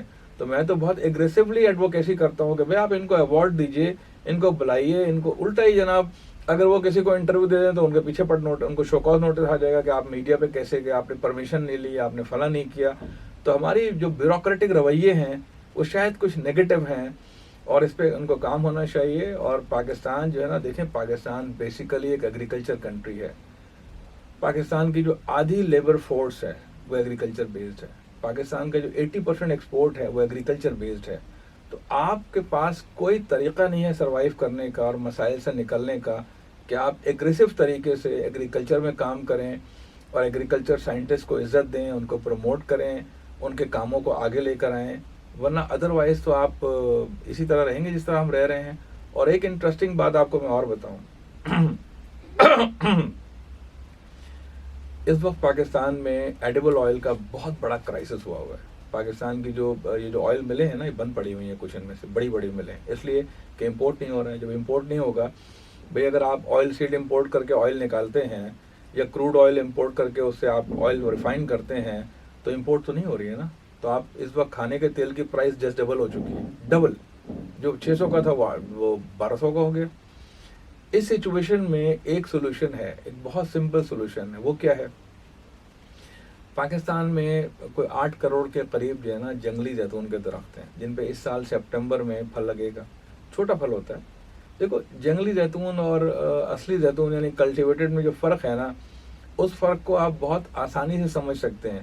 ایک ہوتا ہے چھوٹا بیر, جنگلی بیر کہتے ہیں, چھوٹے دیکھو گے آپ نے, ٹھیلوں میں بکتے تھے, آج کل پتہ نہیں بکتے کہ نہیں بکتے. ایک ہوتا ہے بڑا بیر. دونوں بیر ہوتے ہیں, دونوں کا ٹیسٹ ایک جیسا ہوتا ہے, بس ایک میں ظاہر بڑا سائز ہوتا ہے, ایک چھوٹا سائز ہوتا ہے, چھوٹا بڑا سائز. تو جنگلی زیتون اور کلٹیویٹڈ زیتون میں یہی فرق ہے کہ ایک کا سائز چھوٹا ہے, ایک کا سائز بڑا ہے. آئل دونوں میں ہے, اس کے کھانے کے پینے کے فائدے کتنے ہیں. کین یو بلیو, میرا خیال ہے کہ شاید ہی آپ کو یقین آئے یا لوگوں کو یقین آئے کہ 1954 میں, 54 میں, کتنے سال ہو گئے, 50 سال سے اوپر ہو گئے نا. 1954 میں پاکستان کے جو ایگریکلچر کے ادارے تھے, انہوں نے اس جنگلی زیتون کے پھل توڑے, ان میں سے آئل نکالا اور اس آئل کو بھیج دیا اٹلی کی لیبارٹری میں, اور وہاں سے رپورٹ آئی. وہ رپورٹ میں نے پڑھی ہے, وہ اتفاق سے ایک ریسرچ جرنل میں مجھے مل گئی. انہوں نے کہا جی بہترین آئل ہے, زبردست آئل ہے یہ تو. اس کے علاوہ یہ کہ اٹلی میں, اسپین میں, موراکو میں جو ہے وہ جو جنگلی زیتون کا تیل نکالا جاتا ہے اور فروخت ہوتا ہے, بعض حالات میں اس کی قیمت زیادہ ہوتی ہے کلٹیویٹڈ سے. اس سال اگر گورنمنٹ اپنے جو میڈیا ہے اس کے تھرو لوگوں کو یہ کہے, لوگوں کو بتایا جائے بلوچستان میں, KPK میں, کشمیر میں, پنجاب میں, کہ یہ جو جنگلی زیتون کے درختوں پہ 100 کلو پھل لگتا ہے, میں نے خود دیکھے ہیں, بھرے ہوتے ہیں پھلوں سے. وہ چھوٹے پھل ہوتے ہیں لیکن پورا درخت بھرا ہوتا ہے ان پھلوں سے. ان کو آپ جمع کیجئے, ان کو مشینوں میں ڈالیں. مشین تو وہی ہے جس سے کلٹیویٹڈ کا آئل نکل رہا ہے. آپ تیل نکالیے, اس تیل کو جو ہے نا, اچھا آلیو آئل کے اندر کچھ بھی نہیں کرنا ہوتا بھائی. آپ نے آئل نکالا, چند گھنٹے رکھا, آپ نے اس کو, بس وہ آئل نکلا ہے آپ کے پاس, کوئی پروسیس نہیں ہے, کوئی کچھ بھی نہیں ہے. تو اس آئل کو آپ کھانا پکانے میں استعمال کریں. ہر گھر کو جو ہے اگر ایک درخت سے 10 لیٹر آئل مل گیا, فرض کرو 8 لیٹر آئل مل گیا, تو آپ تصور کریں نا کہ 10,000 روپے مل گئے اس کو. تو وہ جو اس کا بجٹ ہے بھائی, اگر 10 درختوں سے اس نے آئل نکلوا لیا تو اس کا تو پورے سال کا آئل مل گیا نا اس کو. تو اگر آپ 4 کروڑ, بھائی آپ 8 کروڑ کی بات میں نہیں کر رہا, ان میں سے اگر آپ آدھے درختوں سے آئل نکالیں اس سال اکتوبر میں, تو آپ اندازہ کریں میں کروڑوں ڈالر کی بات کر رہا ہوں بھائی, بچ جائیں گے آپ کے. تو آپ کو جو ہے امپورٹ کم ہو جائے گی آپ کی. تو آپ یہ کام کیوں نہیں کر رہے بھائی؟ آپ کو اللہ تعالیٰ نے آپ کے اپنے پہاڑوں پر جنگلی زیتون کے کروڑوں درخت دے دیے ہیں. اب یہ تو نہیں ہوگا نا کہ فرشتے نازل ہوں گے, آپ کے لیے پھل توڑیں گے, مشین میں ڈالیں گے, آئل نکالیں گے, یہ ممکن نہیں ہے نا. یہ اپنا دماغ یوز نہیں کر رہے نا, کامن سینس استعمال نہیں کر رہے بھائی. کامن سینس ہے یہ کہ درختوں کا اس سال یقین کیجئے کہ اکتوبر میں اگر یہ جنگلی زیتون کے درختوں سے پھل توڑ کر بہت بڑے پیمانے پر آئل نکالنا شروع کر دیں, تو پاکستان کو اسی سال سے کروڑوں ڈالر کی بچت ہونا شروع ہو جائے گی. لیکن میڈیا کو, الیکٹرانک میڈیا کو, پولیٹیشینز کو اس طرح کی چیزوں سے میرا خیال ہے کوئی خاص انٹرسٹ نہیں ہے, اس لیے آپ کہیں نہیں دیکھتے یہ چیزیں. سر اگر اپنے ملک سے محبت ہوگی تو وہ یہ انٹرسٹ ڈیولپ کرنا پڑے گا. اپنے ملک کو ڈیفالٹ ہونے سے بچانا چاہتے ہیں تو سب کو مل کے سوچنا پڑے گا. تو میں تو افسوس کر رہی ہوں کہ میں آپ کو پہلے کیوں نہیں بلاتی, کہ اتنی اچھی گفتگو آپ کر رہے ہیں, بتا رہے ہیں, آپ پروجیکٹس پہ کام کر رہے ہیں. اور اگر ہمارا ملک ایگریکلچر کنٹری ہے تو اس کی اویئرنیس سب جگہ کیوں نہیں ایک پروگرام چلتا ہے, الیکٹرانک میڈیا کے تھرو ہم پبلک میسیج دے سکتے ہیں, ہم باقاعدہ اویئرنیس یہ دراصل قوم کچھ ایسی ہوتی ہے تو ان کو ڈوز دینے کی ضرورت پڑتی ہے. سائڈ بائی سائڈ ان کو جیسے بھوک لگتی ہے نا, یا کچھ ایسی ڈوز دی جائے کہ ان کو بھوک لگے, سوچ کی وہ کچھ کرنے کی اپنے آپ کو کریں گے تاکہ لوگ ہمارے پاس آئیں, انفارمیشن لیں. اصل میں دیکھیے میں آپ سے عرض کروں, ایک بہرحال جو ہوپ ہے نا, ہوپ جی, جو روشنی مجھے نظر آتی ہے ساری تاریکی کے کونے پہ, وہ کیا ہے؟ وہ یہ ہے کہ پاکستان میں یہ جو ایگریکلچر سیکٹر ہے نا, یہ جو شعبہ ہے جو 24% 22% آپ کا GDP میں کنٹریبیوٹ کر رہا ہے, یہ ہے 100% پرائیویٹ سیکٹر. یعنی پاکستان میں 2 ایکڑ زمین بھی جو ہے نا گورنمنٹ کاشت نہیں کرتی ہے کہ گورنمنٹ کاشت کر کے بیچ رہی ہو فصلیں, ایسا نہیں ہوتا. پاکستان میں جو کاشتکاری ہے, جو باغبانی ہے, یہ 100% پرائیویٹ سیکٹر ہے. تو اگر فرض کرو کہ کسی کی زمین ہے اگر فرض کریں کسی کی زمین ہے، ٹھیک ہے جی، اس کو معلوم نہیں ہے، وہ روایتی فصلیں لگا رہا ہے فرض کریں، تو اس کو اگر میڈیا کے ذریعے، سوشل میڈیا کے ذریعے، ایگریکلچر ڈپارٹمنٹ کے ذریعے بتا دیا جائے کہ بھئی آپ یہ نہیں یہ لگائیں، آپ اس وقت یہ نہیں اس وقت لگائیں، آپ فلاں درخت نہیں فلاں درخت لگائیں، آپ زیتون لگائیں، آپ ایووکاڈو لگائیں، آپ جو ہے نا سرسوں نہیں کنولا لگائیں، آپ ہائی ایلڈ کراپ لگائیں، ہائی ویلیوڈ کراپ لگائیں، تو انشاءاللہ بہت آسانی کے ساتھ لوگ سمجھ جائیں گے. اب دیکھیں ہم نے تھرپاکر میں کام شروع کیا نا، آج سینکڑوں لوگ وہ مثال دیکھ دیکھ کر، کیونکہ وہ تو سامنے ہے نا جی، بھئی کسی کو اگر دیکھنا ہے کہ کھجور لگتا ہے وہ آگے دیکھ لے، پھل لگتا ہے آگے دیکھ لے، تو بھائی اس کے بعد اس کو کس نے روکا ہے کہ جی وہ جا کے پودے لے کے لگانا شروع کر دے. گورنمنٹ قرضے بھی دے رہی ہے، سبسڈیز بھی دے رہی ہے، تو انشاءاللہ یہ خود بخود کام چلے گا. ہم نے جو نئی چیزیں متعارف کرائی ہیں، مثال کے طور پر ہم نے ایک امریکی آم ہے سینسیشن مینگو، اس کے بہت چھوٹے پودے ہوتے ہیں، لال رنگ کا آم ہوتا ہے، وہ الٹرا ہائی ڈینسٹی پہ لگتا ہے. آم جو ہے نا وہ 1 ایکڑ میں 24 آم کے درخت لگتے تھے، سنڑی کے بڑے بڑے درخت ہوتے تھے. یہ سینسیشن مینگ 2600 درخت لگتے ہیں 1 ایکڑ پہ. یہ الٹرا ہائی ڈینسٹی ہے. امرود ہے، ہائی ڈینسٹی پہ لگ رہا ہے اب. تو دنیا جو ہے نا وہ ایگریکلچر میں بہت آگے نکل گئی ہے. ہمارے ہاں جو عام کسان ہے وہ ابھی ان ٹیکنیک سے پیچھے ہے. پانی بہت ضائع ہو رہا ہے، ہم ڈرپ اریگیشن پہ نہیں جا رہے، ہم اسپرنکلر سسٹم نہیں لگا رہے ہیں، ہماری ایلڈ بہت کم ہے. پاکستان میں 1 ایکڑ پہ جو ہے 29 من گندم ایوریج نکلتی ہے، بارانی اور نہری ملا کے. اس کو بڑھانے کی ضرورت ہے. سرسوں کی جگہ کنولا لگایا جائے کیونکہ اس کی ایلڈ زیادہ ہے. کچھ نئی فصلیں ہیں، اب تھر پارکر ہے، اس میں ارہر کی دال لگ سکتی ہے، ہم لگائیں گے انشاءاللہ. پاکستان دالیں امپورٹ کرتا ہے، پاکستان چائے کی پتی امپورٹ کرتا ہے، پاکستان مسالے امپورٹ کرتا ہے، ایڈیبل آئل امپورٹ کرتا ہے. پاکستان کی اکانومی انفارچونیٹلی گزشتہ 75 سالوں میں یا تو امپورٹ کی اکانومی ہے یا قرضے کی اکانومی ہے. ایسے چل نہیں سکتا ملک. دیکھیے آپ پیٹرول امپورٹ کرتے ہیں، میں آپ کو ایک چھوٹی سی بات بتاؤں. آپ پیٹرول امپورٹ کرتے ہیں نا، اس پیٹرول کا ایک بڑا حصہ 2 ویلر پہ خرچ ہوتا ہے، موٹر سائیکلوں کے اوپر. آپ الیکٹرک بائک بنائیں. کون سی ٹیلنٹ کی کمی ہے پاکستان میں؟ یہ جو ہم جہاز بنا لیتے ہیں، ٹینک بنا لیتے ہیں، میں تو جو چیف آرمی اسٹاف صاحب ہیں ان سے درخواست کرتا ہوں کہ بھائی آپ ٹینک بنائیں، آپ توپے بنائیں، سب کچھ بنائیں، لیکن آپ کے جو ادارے ہیں اتنے بڑے بڑے، آپ کے جو سائنٹسٹ ہیں، آپ کی جو ٹیم ہے، ان کو ٹاسک دیں کہ وہ 2 ویلر بائک بنائیں. کیونکہ ایک عام آدمی کا کانفیڈنس نہیں ہو پا رہا کہ جی جو نارمل موٹر والی بائک ہے، انجن والی بائک کے مقابلے میں کیا الیکٹرک بائک چلے گی نہیں چلے گی، چارج کا مسئلہ کیا ہوگا. جو بھی آدمی اس وقت پاکستان میں الیکٹرک 2 ویلر بائک بنا دے گا وہ پاکستان کا بہت بڑا محسن ہوگا. کیونکہ آپ پیٹرول پر بے تحاشا پیسے خرچ کر رہے ہیں. آپ کو امپورٹ کی حوصلہ شک نہیں کرنی ہے، امپورٹ کم کرنی ہے، ایکسپورٹ بڑھانی ہے، مقامی پیداوار بڑھانی ہے. پاکستان کی معیشت کو چلانے کا اور کوئی طریقہ نہیں ہے اس کے علاوہ. اب جو لوگ بھی یہ کام کر رہے ہیں ان کو چاہیے کہ اپنی ایکٹیویٹیز کو تیز کریں اور پاکستان میں جو ہے نا یہ کام کریں. ورنہ تو پاکستان کا جو سیکولر ڈیٹ ہے، پاکستان کے جو امپورٹس ہیں، جو قرضے ہیں، سود کی ادائیگی ہے، ان چکروں سے آپ کبھی باہر نہیں آ سکتے. سولوشن سمپل ہیں، آسان ہیں. تمام اداروں کو، تمام حکومتوں کو اور پبلک سیکٹر کو، پرائیویٹ سیکٹر کو مل کے کام کرنا پڑے گا. آپ الیکٹرک گاڑیاں بنائیں، الیکٹرک موٹر سائیکل بنانا کمپیریٹیولی آسان کام ہے. ہم وہ کام بھی نہیں کر پا رہے ہیں. ہم چائنا سے امپورٹ کر کے اگر بنائیں گے بائک تو فائدہ نہیں ہے نا اس کا. پھر وہی امپورٹ، ایل سی تو کھل نہیں رہی ہے، ایل سی تو دواؤں کی نہیں کھل رہی بھائی. تو اس لیے ذرا مسئلہ ہے. میرا خیال یہ کہ مشکلات پہ قابو پانا مشکل نہیں ہے، تھوڑا سا آؤٹ آف باکس سوچنا پڑے گا. ٹھیک ہے. اور وہ آؤٹ آف باکس وہی ہے جس طرح ہم کام کر رہے ہیں کہ تھر پارکر میں ہزاروں NGOs ہیں جو لوگوں کو نلکے لگا کے دیتی ہیں، بورنگ کراتی ہیں، کنویں بناتی ہیں. ہم نے آؤٹ آف باکس سوچا اور ایگریکلچر پہ کام کیا. الحمدللہ اس سے ان کی معیشت بہتر ہو سکتی ہے. ٹھیک ہے جی. تو یہ بہت زبردست، اتنی خوبصورت گفتگو کر رہے تھے اور آئی ایم ویری ہیپی کہ میرے علم میں بھی مزید اضافہ ہو گیا جس طرح کی انہوں نے ڈیٹیل ڈسکشن کی ہے. ویورز میں آپ لوگوں سے یہ کہنا چاہتی ہوں کہ ہمارا جو ملک ہے یہ ہمارا گھر، جب تک ہم اس سے محبت نہیں کریں گے تو ہمارے دماغ میں اس کو اور اچھا کرنے کے آئیڈیاز بھی نہیں آئیں گے. تو جب ہمیں پتہ بھی ہوتا ہے، آپ اپنے گھر میں جس طرح سے نئی نئی چیزیں لے کر آتے ہیں، اپنے گھر کی سیٹنگز چینج کرتے ہیں، اپنے گھر کو خوبصورت سے خوبصورت بناتے ہیں، تو پاکستان بھی ہمارا ملک ہے. یہاں پہ کہاں پہ کتنی چیزیں جو ہمارے لیے ایک سوغات ہیں، وہ ہمارے بڑوں کو، ہمارے لوگوں کو، ہمارے سسٹمیٹکلی جو لوگ دیکھ بھال کر ان کو پتہ ہی نہیں ہے. اور یہ ڈاکٹر فیاض عالم صاحب صدیقی صاحب نے جتنی اچھی خوبصورت طریقے سے اتنی ڈیٹیل میں بتایا، میرے خیال میں کہ اگر جو لوگ بھی دیکھ رہے ہیں اس کو دیکھ کر اگنور نہ کریں، اس پہ عمل کریں، کیونکہ آپ اگر اپنے ملک سے، اپنے گھر سے، اپنے ہوم لینڈ سے پیار کرتے ہیں تو اس پہ عمل کرنے کی ضرورت ہے. ابھی بھی دیر نہیں ہوئی.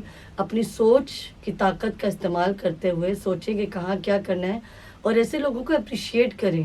جو لوگ آپ کو آئیڈیاز بھی دیں تو ان کو بھی اپریشیٹ کریں، کیونکہ اس طرح سے ہمارا ملک ترقی کر سکتا ہے. کیونکہ چراغ سے چراغ، جس طرح انہوں نے ابھی بتایا کہ جلتا ہے ایک دوسرے کو سپورٹ کرنے سے.